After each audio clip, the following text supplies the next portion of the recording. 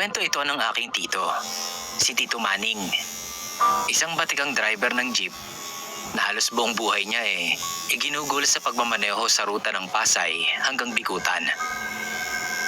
Madalas siyang magpuyat, lalo na kapag kailangan niya ng ekstrang kita. Kahit alam niyang delikado ang biyahe sa gabi.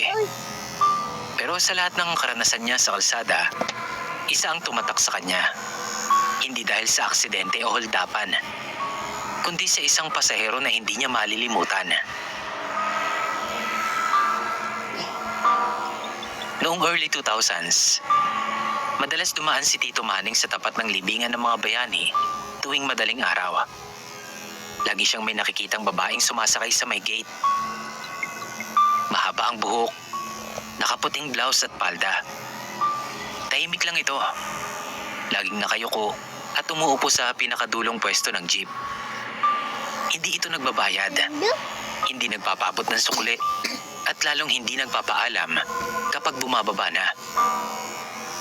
Sa una, wala siyang pakialam. Baka galing sa trabaho o may pinagdadaanan lang. Pero naging paulit-ulit yun. Gabi-gabi, tuwing 3:00 ng madaling araw, nandyan yung babae na yon. Parehong itsura, parehong gawi. Minsan puno na ang jeep niya, pero may pasaherong nagrereklamo sa unahan at sinasabing may dagdag pa raw na babae, kahit wala naman ang bakante. Biglang lumalamig sa loob ng jeep niya, tapos isa-isang nagbababaan yung mga tao, kahit hindi pa nila destinasyon. Doon nag-umpisang magduda si Tito Manning.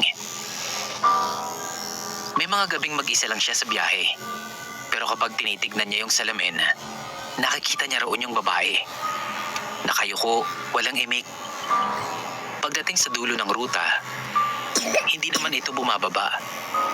Kapag pinatay niya na yung makina at sinilip niya yung buong jeep niya, bigla na lang itong mawawala. Dahil sa takot, sinubukan niyang iwasan ang ruta malapit sa libingan. Kaso minsan kasi wala siyang choice. Kailangan niyang kumita. Kaya noong isang gabi, muli siyang dumaan sa ruta na yon.